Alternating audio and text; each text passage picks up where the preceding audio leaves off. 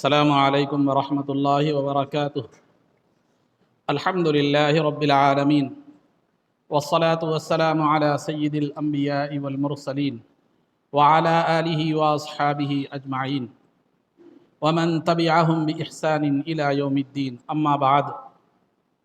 قال اللہ تبارک وتعالی فی القرآن المجید والفرقان الحمید، اعوذ باللہ من الشیطان الرجیم، بسم اللہ الرحمن الرحیم۔ ان الذین جاءوا بالافک عصبۃ منکم لا تحسبوه شرا لکم بل هو خیر لکم، صدق اللہ العظیم۔ قال اللہ تبارک وتعالی فی شان حبیبہ صلی اللہ علیہ وسلم، ان اللہ وملائکتہ یصلون علی النبی یا ایہا الذین آمنوا صلوا علیہ وسلموا تسلیما۔ اللہم صلی وسلم وزد وبارک علی حبیبک سیدنا ونبینا ومولانا محمد وعلی آلہ واصحابہ اجمعین۔ عزیزان محترم، اس سے قبل آپ حضرات کے سامنے 3 اور 4 ہجری کے اہم ترین واقعات کا تذکرہ کیا گیا تھا۔ 3 ہجری کے حوالے سے، اہم واقعات کے حوالے سے یہ بات بتلائی گئی تھی کہ 3 ہجری کے میں گستاخ رسول کعب بن اشرف یہودی کا قتل ہوا محمد بن مسلمہ رضی اللہ تعالی عنہ کے ہاتھوں، اور اسی 3 ہجری میں دوسرا گستاخ رسول ابو رافع کو قتل کیا عبداللہ بن عتیق رضی اللہ تعالی عنہ نے، اور دوران قتل کر کے واپسی میں عبداللہ بن عتیق رضی اللہ تعالی عنہ کے پنڈلی کی ہڈی ٹوٹ گئی۔ پھر وہ سرکار کی بارگاہ میں جب حاضر ہوئے اس معاملے سے فراغت کے بعد، تو سرکار دو عالم صلی اللہ علیہ وسلم نے ان کے وہ ٹوٹی ہوئی ہڈی کے مقام پر ہاتھ پھیرا تو سیدنا عبداللہ بن عتیق رضی اللہ تعالی عنہ نے فرمایا کہ خدا کی قسم، سرکار کے ہاتھ پھیرنے کے بعد میری ہڈی اس طرح درست ہو گئی، ایسا معلوم ہوتا تھا کہ کبھی ٹوٹی ہی نہیں۔ یہ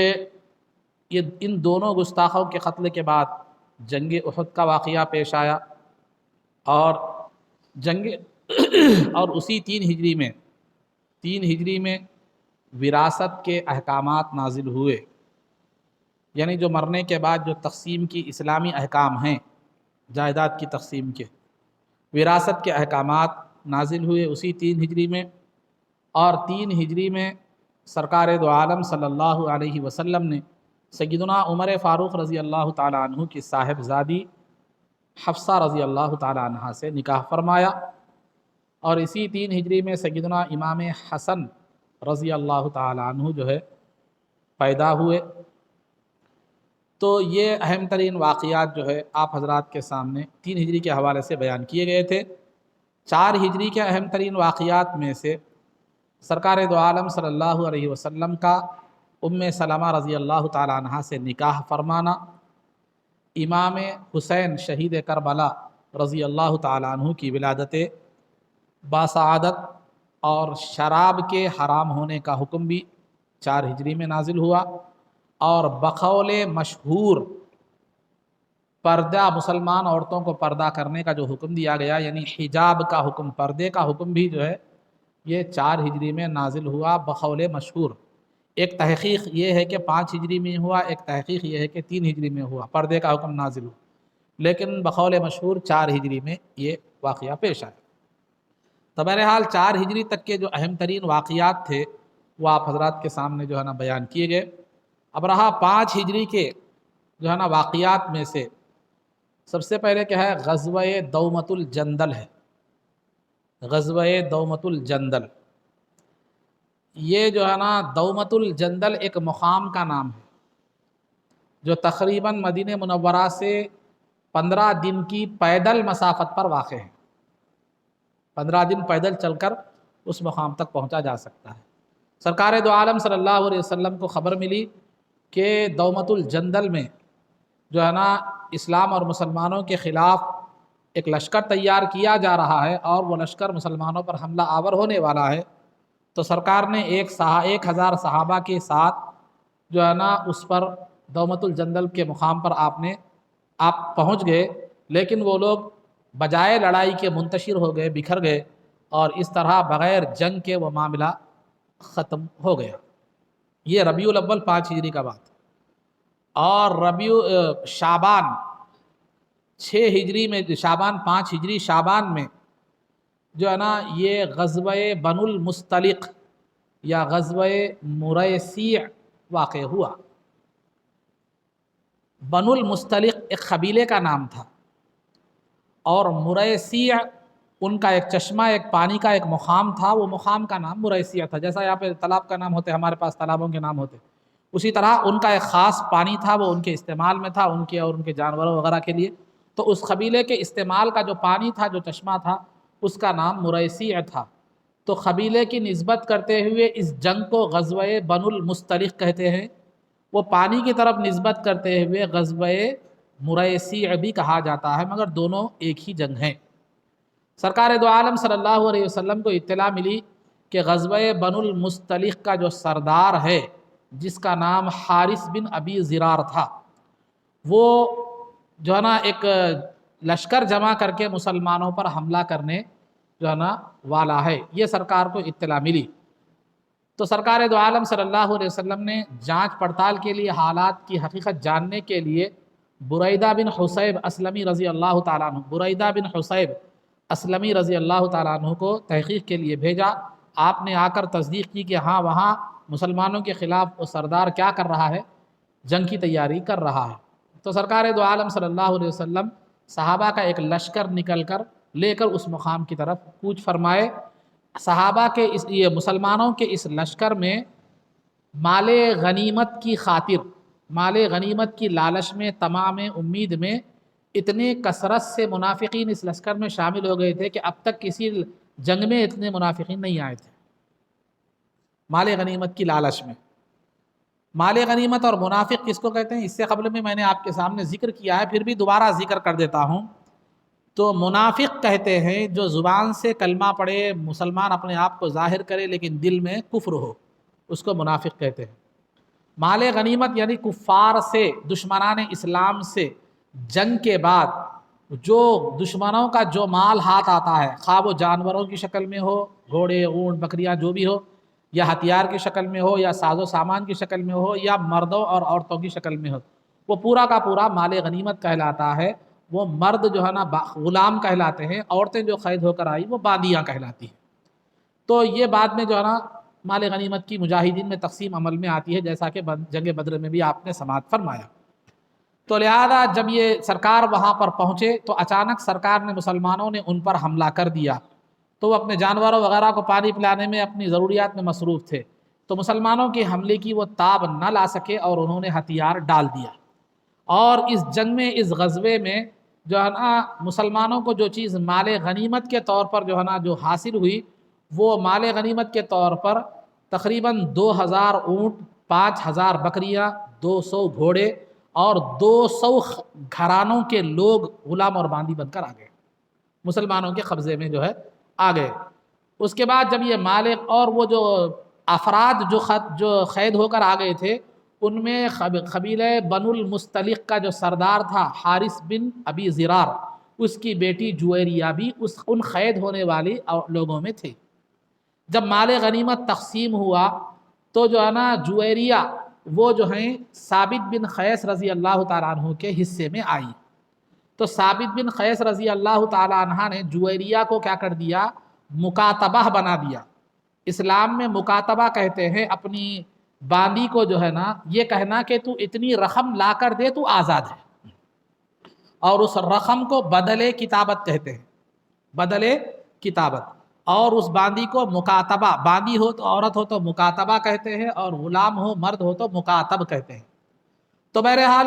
یہ انہوں نے، ثابت بن قیس نے جویریہ کو جو ہے نا مکاتبہ بنا دیا۔ تو جویریہ سرکار کی بارگاہ میں حاضر ہوئی، سرکار کی بارگاہ میں حاضر ہو کر عرض کی کہ یا رسول اللہ صلی اللہ علیہ وسلم، ثابت بن قیس کے حصے میں آئی تھی، انہوں نے مجھے مکاتبہ بنا دیا ہے اور رقم لا کر دینے پر آزادی کا وعدہ کیا ہے، لہذا آپ کو تو معلوم ہے کہ میرے پاس رقم وغیرہ نہیں ہے، آپ ہی کچھ جو ہے نا اس کا حل فرمائیے۔ تو سرکار نے فرمایا اگر تم چاہتی ہو تو میں اس سے بہتر صورت تمہیں بتلاؤں گا۔ تو انہوں نے عرض کیا کہ یا رسول اللہ صلی اللہ علیہ وسلم فرمائیے۔ تو سرکار نے فرمایا کہ تمہارا بدلے کتابت میں ادا کروں گا اور تم سے میں نکاح کروں گا۔ تو جو ہے نا انہوں نے بخوشی اس سے رضامندی کا اظہار فرمایا، تو سرکار نے وہ رقم جو ثابت بن قیس نے ان کے لیے رکھی تھی بی بی جویریہ پر، تو وہ جو ہے نا رقم سرکار نے ادا کر دی۔ تو اب یہ سرکار کے حصے میں آ گئی، باندی سرکار کی باندی بن گئی، تو سرکار نے انہیں آزاد کر دیا، پھر ان سے نکاح فرمایا۔ اس طرح ایک قبیلے بنو المستلق کے سردار، مشرک سردار کی بیٹی جو ہے نا امہات المومنین میں شامل ہونے کی سعادت انہیں نصیب ہوئی۔ ادھر قبیلہ بنو المستلق کا جو سردار تھا اس کو معلوم تھا کہ مسلمانوں کے قبضے میں میری بیٹی آئی ہے، تو وہ سردار ابھی اسلام نہیں لایا تھا، وہ 100 اونٹ لے کر اپنے قبیلے سے آیا تاکہ اپنی بیٹی کو دے کر، وہ 100 اونٹ دے کر بیٹی کو کیا کر لیا جائے، چھڑا دیا۔ جیسا آج ہم قید وغیرہ ہو گئے تو بیل وغیرہ ہوتی ہے ہمارے پاس، پیسے وغیرہ دے کر چھڑا دیتے، تو اس طرح وہ 100 اونٹ لے کر آیا، لیکن اس میں 2 اونٹ بڑے اچھے، عمدہ اور پسندیدہ تھے۔ اس نے وہ 2 اونٹ جو ہے نا ایک ٹیلے کے پاس، ایک مقام کے پاس رکھ دیا، اچھے 2 اونٹ تھے، جاتے خط واپسی میں لے جاؤں گا اس غرض سے۔ وہ باقی کے اونٹ لے کر سرکار کی بارگاہ میں حاضر ہوا، آ کر عرض کیا کہ یہ اونٹ جو ہے نا میری بیٹی کی طرف سے جو ہے نا فدیہ ہیں، یہ لے کر میری بیٹی کو چھوڑ دیجیے۔ سرکار نے فرمایا وہ 2 پسندیدہ اونٹ کہاں ہیں جو تم نے وہاں ٹیلے کے پاس رکھ کر آئے تھے؟ تو یہ سننا تھا۔ تو وہ قبیلہ بنو المستلق کا جو سردار تھا حارث بن ابی زرار، وہ کہا کہ وہ اونٹوں کے رکھنے کا مقام سوائے میرے کسی کو معلوم نہیں تھا، آپ کو کیسے معلوم ہو گیا؟ فوراً کلمہ پڑھ کر مسلمان ہو گئے۔ تو بہرحال یہ غزوہ بنو المستلق کا معاملہ تھا۔ درمیان میں جب غزوہ بنو المستلق سے واپس آ رہے تھے تو ایک مقام پر جو ہے نا انصار اور مہاجرین کے درمیان تھوڑی سی گفتگو ہو گئی، چخپخ ہو گئی، ایک معاملے میں، پانی کے معاملے میں تھوڑی سی چخپخ ہو گئی۔ تو عبداللہ میں نے جیسے کہا کہ منافقوں کی ایک کثیر تعداد اس جو ہے نا جنگ میں شریک ہوئی تھی مال غنیمت کی حرص میں، تو لہذا وہ عبداللہ بن ابی بن سلول نے آگ میں گھی ڈالنے کا کام کرتے ہوئے اس نے مہاجرین سے خطاب کر کے کہا کہ ہم نے مہاجر، آپ کو معلوم ہے جو مکے سے ہجرت کر کے مدینہ منورہ کو آئے تھے جو مسلمان، اور انصار جنہوں نے مدینہ کے وہ مسلمان جنہوں نے مہاجرین کو پناہ دی تھی، ہر حیثیت سے ان کی مدد کی تھی، اس سے قبل آپ کی وضاحت اس کی آ چکی ہے۔ تو بہرحال تو اس نے عبداللہ بن ابی نے کہا، عبداللہ بن ابی بن سلول جو ہے نا اس نے کہا کہ ہم نے تم کو جگہ دی، ہم نے تم کو رہنے کا ٹھکانہ دیا، آج تم ہی ہم پر حکومت کر رہے ہو۔ اور یہ کہہ کر اس نے کہا لَإِن رَجَعْنَا إِلَى الْمَدِينَةِ لَيُخْرِجَنَّ الْأَعَزُّ مِنْهَا الْأَذَلَّ، اگر ہم جب مدینے کو لوٹیں گے تو مدینے کا باعزت آدمی مدینے کے ذلیل ترین آدمی کو مدینے سے نکال دے گا۔ تو باعزت آدمی سے وہ اپنے آپ کو مراد لے رہا تھا، نعوذ باللہ ذلیل ترین آدمی سے سرکار کی ذات کو مراد لے رہا تھا۔ یہ الفاظ سننا تھا۔ عمر فاروق رضی اللہ تعالیٰ عنہ کی غیرت ایمانی جوش میں آئی، عرض کیا کہ یا رسول اللہ حکم دیجئے، اس منافق کی گردن مار دوں گا۔ اس منافق کے ایک بیٹے عبداللہ بھی تھے، اس کا نام بھی عبداللہ، بیٹے کا نام بھی عبداللہ، وہ مسلمان ہو چکے تھے۔ تو جو ہے نا سرکار سے انہوں نے عرض کی کہ یا رسول اللہ مجھے اجازت دیجئے کہ آپ کی گستاخی کی پاداش اور بدلے میں اپنے باپ کو میں خود قتل کر دوں، یہ سعادت مجھے ملے۔ دوسرے قتل کروں گا تو باپ ہونے کے رشتے سے مجھے برا لگے گا، لیکن میں خود اپنے باپ کو قتل کروں گا آپ کے جو ہے نا یہ اس کی وجہ سے، کیا آپ کی گستاخی کی اس میں۔ تو سرکار نے بیٹے کو باپ سے جو ہے نا کہ قتل سے منع فرمایا، اور جو ہے نا معاملہ جو ہے نا رفع دفع ہو گیا، لیکن بیٹے نے قتل تو نہیں کیا، لیکن باپ کو پکڑ لیا اور کہا جب تک تو یہ نہیں کہے گا کہ میں ذلیل ہوں، سرکار عزت دار ہے، اس وقت تک تجھے جانے نہیں دوں گا۔ آخر میں اس نے تسلیم کر لیا، بیٹے کی بات مان لی۔ اس کے بعد پھر مدینے کی طرف یہ قافلہ رواں دوا ہوا۔ غزوہ بنو المستلق سے واپسی کا واقعہ، واپسی میں جو ہے نا اس جو ہے نا مطلب اس سفر میں سرکار دو عالم صلی اللہ علیہ وسلم کے ساتھ ازواج مطہرات میں سے 2 ازواج مطہرات شامل تھیں، ان میں سے ایک بی بی عائشہ رضی اللہ تعالیٰ عنہا بھی تھی۔ بی بی عائشہ رضی اللہ تعالیٰ عنہ ایک سفر پر آگے گئے، ایک مقام پر ایک منزل پر پڑاؤ ہوا، تو بی بی اس وقت تک پردے کا حکم نازل ہو چکا تھا، جیسا کہ میں نے عرض کیا کہ 4 ہجری میں پردے کا حکم نازل ہو چکا تھا۔ تو اس وقت جو ہے نا بی بی عائشہ صدیقہ رضی اللہ تعالیٰ عنہ کی جو سواری تھی اونٹ جس کو، اس پر جو ہے نا ایک ہودج پالان بنایا گیا۔ ہودج کا مطلب ایک کمرے کے ایسا لکڑی کا ہوتا ہے، جو ہے نا کمرے کی طرح ہوتا ہے، اس پہ پردے ڈال دیتے ہیں، ایک چھوٹا کمرہ نما ایک چیز ہوتی ہے،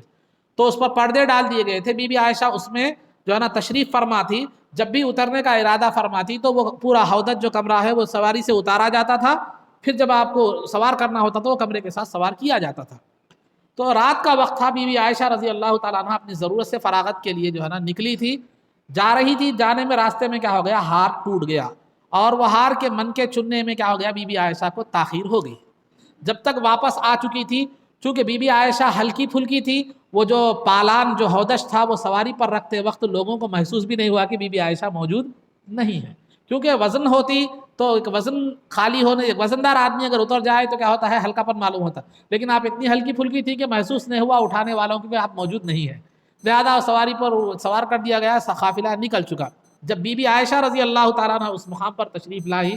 تو دیکھا کہ قافلہ نکل چکا ہے، تو آپ نے یہ سوچا کہ سرکار آگے کی منزل پر جب تشریف لے جائیں گے اور مجھے نہ پائیں گے تو واپس کسی کو جب بھیجیں گے تو وہ یہیں پر آئے گا، تو لہذا ملنے میں آسانی ہوگی، تلاش میں آسانی ہوگی، اس غرض سے آپ اسی مقام پر چادر میں لپٹ کر جو ہے نا لیٹ گئی، سو گئی، نیند لگ گیا۔ تو اس زمانے میں کیا ہوتا تھا، قافلہ جو جاتا تھا اس کے پیچھے پیچھے ایک آدمی ہوتا تھا، قافلے کی چھوٹی ہوئی گری پڑی ہوئی چیزیں لے کر جو ہے نا وہ آتا تھا، تو لہذا صفوان بن معطل رضی اللہ تعالیٰ عنہ اس خدمت پر مامور تھے۔ جب قافلہ آگے نکل گیا، صفوان بن معطل رضی اللہ تعالیٰ عنہ جب قافلے کے پیچھے پیچھے آئے تو انہوں نے دیکھا کہ یہاں کوئی جو ہے نا پردے میں خاتون ہے، لیٹی ہوئی ہے، تو وہ بی بی عائشہ کو پردہ کا حکم آنے سے پہلے دیکھ چکے تھے، تو لہذا دیکھتے ہی سمجھ گئے کہ یہ بی بی عائشہ رضی اللہ تعالیٰ عنہ ہے، تو آپ کی زبان سے بے ساختہ انا للہ و انا الیہ راجعون کے الفاظ نکلے۔ انا للہ و انا الیہ راجعون کے الفاظ ہمارے معاشرے میں صرف موت پر جو ہے نا کیا ہوتے ہیں، موت پر جو ہے نا یہ بولے جاتے ہیں، لیکن شریعت میں مسئلہ ایسا نہیں ہے۔ ہر وہ چیز جو کسی وجہ سے مومن کو تکلیف ہو تو وہ انا للہ و انا الیہ راجعون پڑھ سکتا ہے۔ سرکار نے چراغ کے بجھنے پر بھی انا للہ و انا الیہ راجعون پڑھا ہے، اور اگر آپ کو کسی کی بیماری کی خبر ملی تو انا للہ و انا الیہ راجعون اگر آپ پڑھتے ہیں تو اس کا مطلب یہ نہیں کہ وہ بیمار ختم ہو جائے، بلکہ مطلب یہ ہے کہ آپ کو اس سے تکلیف ہوئی اور صدمہ ہوا، تو ہر صدمے پر آپ انا للہ و انا الیہ راجعون پڑھ سکتے ہیں۔ تو بہرحال اس کی بھی فضیلت الگ ہے، وہ میں بیان کرنا مقصود نہیں ہے۔ تو ان کی آواز کو سن کر بی بی عائشہ بیدار ہو گئی، تو انہوں نے جو ہے نا صفوان بن معطل رضی اللہ تعالیٰ عنہ اپنی سواری کو بٹھا دیا آگے کر کے، اور بی بی عائشہ اس پر سوار پیچھے ہٹ گئے خود، اور بی بی عائشہ جو ہے نا اس پر سوار ہوئیں، اور وہ ان کو لے کر جو ہے نا قافلے سے جا ملے جہاں پر سرکار کا قافلہ آگے جا چکا تھا۔ یہ بی بی عائشہ اور صفوان بن معطل جو سوار ہو کر آ رہے تھے راستے سے، تو جو ہے نا منافقین ہر وقت اس کوشش میں رہتے کہ کس طرح مسلمانوں کو نقصان پہنچائیں، سرکار کو تکلیف دے، وہ موقع تلاش کرتے رہتے تھے۔ تو صفوان بن معطل کے ساتھ بی بی عائشہ کا اتنا جو سفر رہا ایک منزل تک، اس کو انہوں نے غنیمت جانا، اور انہوں نے صفوان بن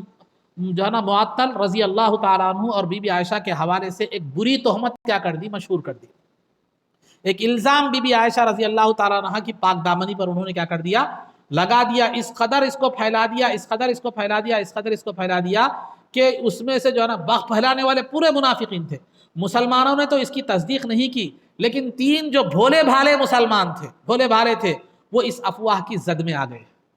وہ افواہ کی زد میں آ گئے۔ وہ بھولے بھالے مسلمانوں میں ایک تھے مصطح رضی اللہ تعالیٰ عنہ، جو بدری صحابی تھے، جنگ بدر میں شریک تھے، اور جنگ بدر میں جو لوگ شریک ہیں ان کے تعلق سے اللہ کا اعلان ہے اعملوا ما شئتم قد غفرت لکم، کہ جو ہے نا جو چاہے کرو میں نے تمہاری مغفرت کر دی ہے۔ تو یہ جنگ بدر کے صحابہ میں سے مصطح رضی اللہ تعالیٰ عنہ تھے، جو بھولے پن کی وجہ سے اس افواہ میں کا شکار ہو گئے تھے، یعنی انہوں نے اس کو سچ سمجھ بیٹھا تھا۔ دوسرے تھے شاعر رسول حسان بن ثابت رضی اللہ تعالیٰ، یہ بھی بڑے بھولے بھالے طبیعت کے تھے، یہ بھی بھولے پن کی وجہ سے کیا ہو گئے، وہ افواہ کو سچ سمجھ بیٹھے۔ اور ایک تھی صحابیہ حمنہ بنت جحش رضی اللہ تعالیٰ عنہ، یہ بھی اس کا جو ہے نا اس کو سمجھ بیٹھ یہ ہوگی، تو لہذا ان لوگ یہ افواہ کو سچ سمجھ بیٹھے۔ بعد میں جو ہے نا جب عائشہ صدیقہ رضی اللہ تعالیٰ عنہ کی برات کا اعلان ہوا، آیت نازل ہوئی، جب یہ ثابت ہو گیا کہ بی بی عائشہ بے قصور ہیں، تو ان تینوں کو جو ہے نا 80 کوڑے جو تہمت کی حد ہوتی ہے وہ لگائی گئی. تو لہٰذا بر اللہ نے ان کی مغفرت کا بھی جو ہے نا اعلان فرما دیا. تو لیکن جو اصل سرغنہ تھا عبداللہ بن ابی، جو منافقین کا سردار تھا، جس نے یہ معاملے کو اچھالا تھا، اس کے لیے آخرت کی دردناک عذاب کی خبر بھی آیتوں میں دی گئی، آگے آپ کو معلوم ہوگا. بہرحال یہ قافلہ یہاں سے چل پڑا. جانے کے بعد جب مدینے کو سرکار پہنچے تو بی بی عائشہ رضی اللہ تعالیٰ عنہ تقریباً 1 ماہ تک بیمار ہو گئی. وہ 1 ماہ تک بیماری کی وجہ سے آپ گھر، خیر آپ کو اس طرح معلوم ہی نہیں ہے کہ سماج میں آپ کے تعلق سے کیا تہمت پھیل رہی ہے، کیا افواہیں پھیل رہی ہیں. بیمار تھی، بستر مرگ پر تھی، تو ہے نا آپ اپنی بیماری میں تھی، آپ کو اطلاع ہی نہیں ملی کہ آپ کے تعلق سے جو باہر جو افواہیں، غلط افواہیں پھیل رہی ہیں آپ کے اور صفوان بن معطل رضی اللہ تعالیٰ عنہ کے، وہ آپ کو اس کی اطلاع نہیں تھی. آپ کو اطلاع اس وقت ہوئی جبکہ ایک رات آپ ضرورت سے فراغت کے لیے مستح، جو بدگمانی، جو شکار ہو گئے تھے افواہ کا، ان کی والدہ ام مستح کے ساتھ قضائے حاجت کے لیے گئی. تو ام مستح کو جو ہے نا کچھ ٹھوکر وغیرہ لگی، تو انہوں نے کیا کیا، اپنے بیٹے کو بددعا دی. مستح کو کیا ہے معلوم ہے، بددعا دی. تو جو ہے نا بی بی عائشہ نے کہا کہ آپ اپنے بیٹے کو بددعا کیوں دیتی ہیں، وہ تو ایک بدری صحابی ہیں، بدری صحابہ کی فضیلت ہے، اللہ نے ان کی مغفرت کا اعلان فرمایا، آپ ان کو بددعا کیوں دے رہی ہیں. تو ام مستح نے کہا کہ آپ کو نہیں معلوم کہ آپ کے تعلق سے کیا باتیں پھیل رہی ہیں. تو بی بی عائشہ نے کہا مجھے نہیں معلوم. تو انہوں نے سارا واقعہ جو ہے نا بی بی عائشہ کو سنایا. تبھی بی بی عائشہ کو معلوم ہوا کہ آپ کی تہمت جو ہے نا کی افواہیں جو ہے نا گشت کر رہی ہیں مدینہ منورہ میں اور منافقین پھیل رہے ہیں. تو آپ پر ایسا صدمہ طاری ہوا وہ واقعہ سننے کے بعد، آپ بغیر قضائے حاجت کے واپس ہو گئی اور کپ کپی طاری ہو گئی، طبیعت میں بگاڑ اور پیدا ہو گیا. یہ پہلے سے ہی بی بی عائشہ یہ اندازہ لگا رہی تھی کہ ہمیشہ سرکار دو عالم صلی اللہ علیہ وسلم، جب بھی آپ بیمار ہوتی، سرکار دو عالم صلی اللہ علیہ وسلم آپ کے ساتھ پاس تشریف لاتے اور بڑی مہربانی اور شفقت اور محبت کے ساتھ آپ سے گفتگو فرماتے تھے، عام حالات سے زیادہ مہربان اور شفیق نظر آتے تھے. لیکن کچھ دنوں سے آپ دیکھ رہی تھی کہ بیماری کے موقع پر سرکار جب بھی تشریف لاتے تو وہ محبت و شفقت، وہ مہربانی نظر نہیں آ رہی تھی. تشریف لاتے تھے، لوگوں سے میری مزاج پرسی کرتے تھے، چلے جاتے تھے. آپ کو اس جانب جو ہے نا ذہن آپ کا متوجہ نہیں ہوا، کیونکہ آپ کو یہ واقعہ معلوم نہیں تھا. تو جب جو ہے نا یہ واقعہ معلوم ہوا تو آپ کو جو ہے نا سمجھ گئے، یقین ہو گیا کہ سرکار کی شفقت اور مہربانی جو بنسبت پہلے کے جو ہے نا جو فرق آ گیا، شاید ہو سکتا ہے اسی کی وجہ ہو. آپ نے سرکار دو عالم صلی اللہ علیہ وسلم سے اجازت لے کر اپنی والدین کے گھر کو تشریف لے گئی. والد تھے ابو بکر صدیق رضی اللہ تعالیٰ عنہ، والدہ محترمہ تھی ام رومان رضی اللہ تعالیٰ عنہ. جب والدہ کے گھر کو گئی تو جا کر والدہ سے پوچھا کہ اے والدہ، میں نے جو ہے نا ایسی واقعات میرے تعلق سے پھرائے جا رہے ہیں. تو بی بی عائشہ والدہ نے تسلی دیتے ہوئے فرمایا کہ بیٹی، جو عورت خوبصورت ہوتی ہے اور جو ہے نا خوب سیرت ہوتی ہے اور جو ہے نا وہ شوہر سے زیادہ قریب بھی ہوتی ہے، تو لہذا عورتیں اس کو برداشت نہیں کرتی، یہ اسی طرح کا ایک ری ایکشن ہے. تو جو ہے نا ہو سکتا ہے اسی طرح کا ایک ری ایکشن ہو. تو لہذا آپ تسلی دی. تو بی بی عائشہ نے عرض کیا کہ کیا آپ بھی میرے اس واقعے کو جو حالات افواہیں اٹھ رہی ہیں جانتی ہیں؟ تو کہا ہاں جانتی ہوں میں. تو آپ نے پوچھا پھر آپ نے مجھے بتایا کیوں نہیں؟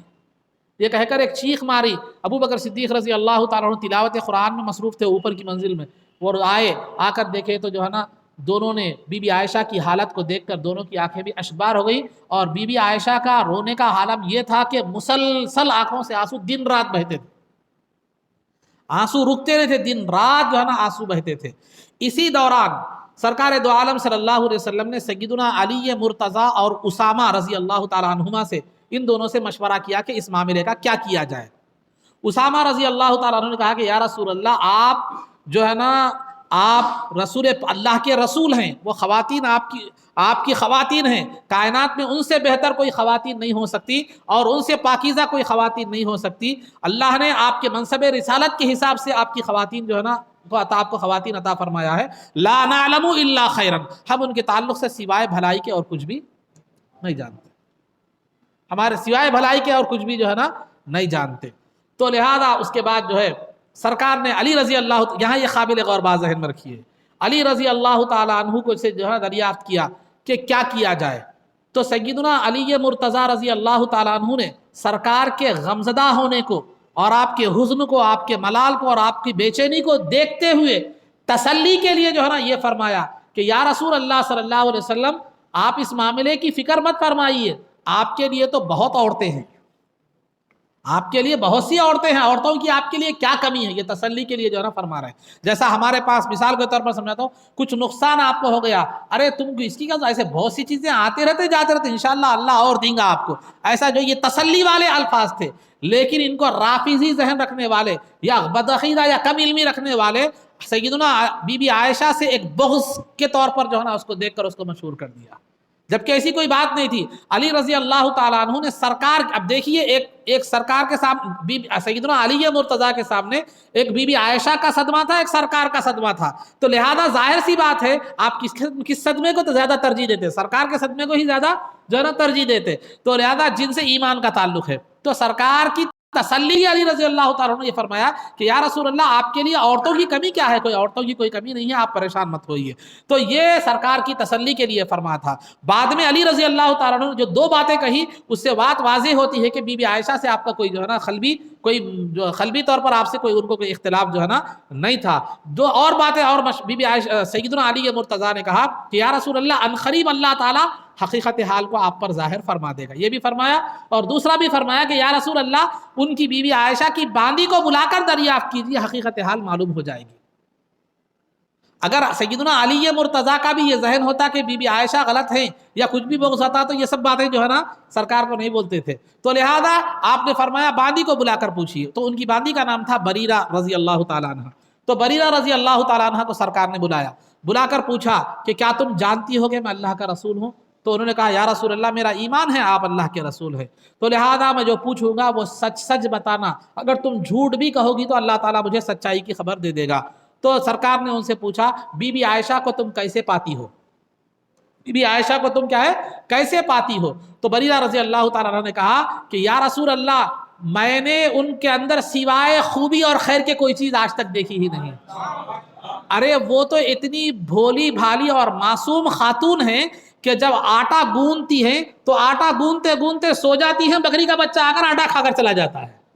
اس کے آٹا کھا کر چلے جانے کا بھی انہیں ہوش نہیں ہوتا، ان کی معصومیت اور ان کے ذہن کا یہ حال ہے، ان سب سازشوں اور جو ہے نا اس سے ان کا کوئی تعلق نہیں ہے، بالکل معصومانہ ذہن وہ رکھتی ہے۔ تو سرکار دو عالم صلی اللہ علیہ وسلم کو ان کے اس قول سے اور زیادہ جو ہے نا ایک تسلی ملی، تسلی کا سامان ہوا، سرکار منبر پر تشریف لے گئے اور فرمایا کہ ہمارے اہل و عیال کے تعلق سے، میرے خاندان کے تعلق سے جو مجھے تکلیف دیتا ہے، کون ہے اس کے خلاف جو میری مدد کرے؟ تو میں نے بتایا تھا اس سے پہلے مدینے میں دو مشرکین کے قبیلے تھے، اوس اور خزرج، جو بعد میں ان میں کے اکثر افراد جو ہے نا مسلمان ہو چکے تھے۔ اوس اور خزرج کے ہر آدمی قبیلے کے سردار اٹھے، یا رسول اللہ ہم اس آپ کی خدمت کو انجام دینے کے لیے تیار ہیں، جو آپ کے اہل و عیال پر تہمت لگاتا ہے اس کا خاتمہ ہم کریں گے، ہم کریں گے، ہم کریں گے، ہم کریں گے۔ سرکار کے حکم کی بجا آوری میں دونوں اس قدر سبقت اور آگے بڑھنے لگے کہ معاملہ ذرا اختلافی شکل تک آ گیا، جذباتی شکل تک آ گیا، تو سرکار نے دونوں کو بھی خاموش جو ہے نا بٹھا دیا۔ اس کے بعد بی بی عائشہ کے پاس سرکار تشریف لے گئے، بیماری میں اب تک سرکار بی بی عائشہ کے پاس تشریف نہیں لے گئے تھے، آتے تھے لوگوں سے خیر خیریت پوچھتے تھے چلے جاتے تھے، لیکن گفتگو نہیں فرمائی تھی۔ بی بی عائشہ کے پاس جو ہے نا سرکار تشریف لے گئے، جا کر بی بی عائشہ سے سرکار نے فرمایا اے عائشہ اگر تم بے قصور ہو، اگر تم پاک دامن ہو تو اللہ تعالیٰ تمہاری پاک دامنی کا اعلان فرمائے گا، ظاہر فرمائے گا، اگر تم سے کوئی لغزش اور غلطی ہوئی ہے تو اللہ سے توبہ کرو، کیونکہ اللہ توبہ کرنے والوں کو معاف فرماتا ہے۔ تو بی بی عائشہ فرماتی ہیں جو مسلسل میرے آنکھوں سے آنسو دن رات جاری تھے، سرکار نے جب فرمایا کہ اگر تم پاک دامن ہو، بے قصور ہو، تو اللہ تمہاری برات اور بے قصوری کا اعلان فرمائے گا، سرکار کی زبان سے یہ سننا تھا، میرے آنکھوں کے آنسو بند ہو گئے، کیونکہ مجھے یقین تھا کہ میں بے قصور ہوں۔ جب یہ سرکار نے فرمایا تو بی بی عائشہ نے کہا اگر میں یہ کہوں کہ میں بے قصور ہوں تو ماحول اس قدر خراب ہو چکا ہے کہ تم لوگ میری بات پر یقین نہیں کرو گے، اگر میں کہوں تو قصوروار ہوں تو یہ حقیقت کے خلاف ہے اور میں یہ کرنے والی نہیں ہوں۔ اور آپ نے فرمایا فصبر جمیل، میں وہی بات کہتی ہوں جو یعقوب علیہ السلام نے کہا تھا، فصبر جمیل واللہ المستعان علی ما تصفون، میں صبر کرتی ہوں اور اللہ میرا مددگار، حامی و مددگار ہے، تم جو کچھ بھی کہہ رہے ہو اللہ میرا اس پر مددگار ہے۔ تو لہذا ابھی سرکار اس مجلس سے اٹھے ہی نہیں تھے کہ سرکار کا چہرہ مبارک تبدیل ہو گیا، وحی کے آثار نمایاں ہو گئے۔ سرکار پر جب وحی نازل ہوتی تو وہی کے بوجھ سے اگر اونٹ پر ہوتے تو اونٹ بیٹھ جایا کرتا تھا. سخت سردی کا موسم ہوتا تو سردی کے موسم میں بھی وہی کے جو ہے نا کی وجہ سے پیشانی پر مبارک پر چہرے مبارک پر پسینے کے خطرات موتیوں کی طرح نمایاں ہو جایا کرتے تھے. تو عزیزان محترم وہی کا نزول شروع ہوا اور بی بی عائشہ ہیں اور سیدنا ابو بکر صدیق ہیں اور روما اللہ تعالیٰ عنہم ہیں، یہ لوگ بیٹھے ہوئے ہیں اور سرکار پر وحی کا نزول شروع ہوا. بی بی عائشہ مطمئن ہے کہ اللہ میری براءت کا اظہار فرمانے والا ہے، لیکن والدین کو ڈر ہے کہ آیت کیا بی بی عائشہ کی تائید میں نازل ہوتی ہے یا مخالفت میں نازل ہوتی ہے. اگر آیت مخالفت میں میری بیٹی کے نازل ہوئی تو قیامت تک قرآن کا حصہ بن کر جو ہے نا میری بیٹی کے خلاف بات رہ جائے گی. لہذا یہ فکر مند تھے والدین، کبھی بی بی عائشہ کو دیکھتے تھے کبھی سرکار کو دیکھتے تھے، لیکن بی بی عائشہ ہے کہ مطمئن ہے. جب وحی کا نزول ختم ہوا تو بی بی عائشہ پہلا لفظ جو سرکار کی زبان سے نکلا وہ یہ تھا ابشری یا عائشہ ان قد انزل اللہ براءتک، کہ اے عائشہ خوش ہو جاؤ، اللہ نے تمہاری پاک دامنی کا جو ہے نا اعلان فرما دیا ہے. تو بی بی عائشہ کو معلوم تھا کہ اللہ آپ کی پاک دامنی کا اعلان فرمائے گا، لیکن آپ کا ذہن یہ تھا کہ سرکار کے خواب میں اللہ تعالیٰ میری پاک دامنی کا اعلان فرمائے گا. سوچ کم تھی، یعنی اللہ خواب میں فرما دے گا، لیکن سوچ سے زیادہ اللہ نے قرآن کی آیتیں نازل فرما کر پاک دامنی کا اعلان فرمایا. تو اللہ کی اس کرم نوازی کی وجہ سے بی بی عائشہ پر ایک وجد کی کیفیت طاری ہو گئی. جو سوچی تھی خواب کا سوچی تھی، لیکن اس سے زیادہ اللہ کی کرم نوازی کو دیکھی تو ایک وجد کی کیفیت بی بی عائشہ رضی اللہ تعالیٰ عنہا پر جو ہے نا طاری ہو گئی. تو والدین نے کہا کہ سرکار کا شکریہ ادا کرو. تو بی بی عائشہ نے ایک ناز بردارانہ انداز میں، جو ایک محبوب جو ہے نا محبت کرنے والی بیوی محبوب شوہر سے کہتی ہے، تو سرکار سے ایک ناز بردارہ انداز میں، ایک ہمارے پاس جس کو رسنا کہتے ہیں محبت سے پیار سے، اس انداز میں کہی نہیں میں اللہ کے سوا کسی کا شکر ادا نہیں کروں گی. یہ ایک سرکار کے ساتھ ناز بردارانہ انداز تھا، یہ کوئی مخالفت نہیں تھی، کیونکہ وہ آیتیں جو ملی ان کو جو پاک دامنی کی سعادت ملی آیتیں نازل وہ بھی سرکار کا توفیق تھا. سرکار سے غصہ اور نفرت نہیں تھی، ایک ناز بردارانہ انداز میں جو ہے نا کہی کہ میں صرف سوائے اللہ کے کسی کا شکر کیا کرتی ہوں ادا نہیں کروں گی. دیکھیے جو محبت والی بیوی ہوتی ہے، محبت والا جو شوہر ہوتا ہے، تو بیوی کا شوہر کے ساتھ یا شوہر کے ساتھ بیوی کا ناز بردارانہ جو انداز ہوتا ہے وہ انداز دل کی کیفیت کے مخالف ہوتا ہے. دل کی کیفیت کے مخالفت. اگر آپ کی اہلیہ محترمہ آپ سے بہت زیادہ محبت کرتی ہیں، کبھی آپ سے رستی ہیں تو زبان پر تو الفاظ دوسرے ہوتے ہوں گے ناراضگی کے، لیکن دل میں محبت ہوتی ہے. تو یہاں دل میں سرکار کی محبت تھی، ایک ناز بردارانہ انداز تھا سرکار کے ساتھ. تو لہذا ایک تو وجد کی کیفیت بھی تھی، دوسرا ناز بردارانہ انداز بھی تھا. فرمائی کہ میں اللہ کے سوا کسی کا شکر ادا جو ہے نا نہیں کروں گی. اس طرح اللہ نے سورہ نور کی آیت نمبر 11 تا 20 آیت نازل فرمائی. اس میں اللہ نے فرمایا ان الذین جاءوا بالافک عصبۃ منکم لا تحسبوه شرا لکم بل هو خیر لکم، کہ جن لوگوں نے تہمت کے معاملے کو اچھالا، جو تہمت کو بہتان کو کا طوفان برپا کیا تہمت کا، تم اس کو برا مت سمجھو بلکہ وہ تمہارے حق میں بہتر ہی ہے. بہتر اس لیے ہوا کہ بی بی عائشہ کی شان میں پاک دامنی میں جو ہے نا آیتیں نازل ہوئی اور قیامت تک وہ آیتیں تراویح میں، نماز میں، جمعہ میں، جماعتوں میں، خطبوں میں ہر اعتبار سے پڑھتی جاتی رہے گی اور عائشہ رضی اللہ تعالیٰ عنہ کی پاک دامنی کا اعلان ہوتا قیامت تک رہے گا. تو لہذا یہ جو ہے نا لِكُلِّ امْرِئٍ مِّنْهُمْ مَا اكْتَسَبَ مِنَ الْإِثْمِ، جن لوگوں نے بھی یہ کام کیا ہے تہمت جو ہے نا، تو جس بدبخت نے والذی تولیٰ کبرہ منہم لہ عذاب عظیم، کہ جس بدبخت نے یعنی عبداللہ بن ابی نے، جس بدبخت نے یہ کام کیا ہے اس کے لیے آخرت میں دردناک اور بہت بڑا کیا ہے معلوم ہے عذاب ہے. پہلے یہ سنا دیا گیا، اس کے بعد سرکار نے فرمایا کہ جن لوگوں نے تہمت مسلمانوں سے خطاب کر کے فرمایا جو اس افواہ کا شکار ہو گئے تھے، جو بھولے بن کی وجہ سے، انہوں نے کہا کہ دیکھو اللہ رب العزت نے، میں وضاحت کے طور پر بول رہا ہوں، قرآن کی آیت ہے والذین یرمون المحصنات ثم لم یأتوا باربعۃ شہداء فاجلدوہم 80 جلدہ، کہ جو ہے نا کسی پر بھی پاک دامن عورت پر اگر تہمت لگا رہے ہو کسی زنا وغیرہ کی، تو لہذا 4 گواہ کو اس کی تائید میں پیش کرنا ضروری ہے. اگر 4 گواہ پیش نہیں کر سکے تو جو ہے نا اس پر 80 کوڑے تہمت لگانے کی سزا ہوگی تہمت لگانے والے پر. یہ قرآن کا حکم ہے، یہ شریعت کا حکم ہے. اب اس کے بعد یہ سمجھنے کے بعد آگے آئیے، آگے کی آیت کی تفسیر بتا رہے ہیں کہ اللہ تعالیٰ فرماتا ہے لولا اذ سمعتموہ ظن المؤمنون والمؤمنات بانفسہم خیرا وقالوا ھذا افک مبین. جب یہ بات سنتے منافقین نے جو بی بی عائشہ کے تعلق سے افواہ اڑائی ہے اور پھر انہوں نے 4 گواہ بھی پیش نہیں کیے، تو انہوں نے افواہ اڑائی ہے لیکن گواہ بھی پیش نہیں کیے، پھر اس کے باوجود تم نے کیسے یقین کر لیا؟ تمہیں تو چاہیے تھا، تمہاری ایمانی تقاضا اور رسول پاک صلی اللہ علیہ وسلم سے تعلق کا تقاضا تو یہ تھا